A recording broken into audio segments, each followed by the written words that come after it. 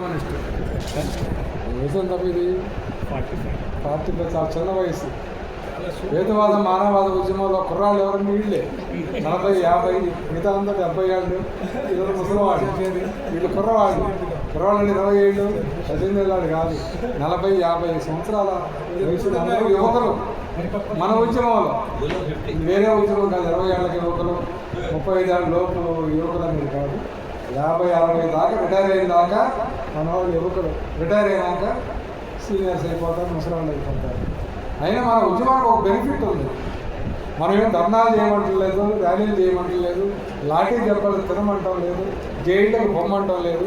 చదువుకొని దాన్ని ఇతరులకు చెప్పమంటున్నాం. స్కూల్లో చెప్పలేని దాన్ని మనం బయట చెబుతున్నాం. చదువుతున్నాం, అడుగుతున్నాం, తెప్పించుకుంటున్నాం. అర్థం కాబట్టి చదువుతున్నాం. మన ఉద్యమం తేలిన ఉద్యమం ఇంకొకటి లేదు. ప్రాణాలు ఇచ్చే పని లేదు.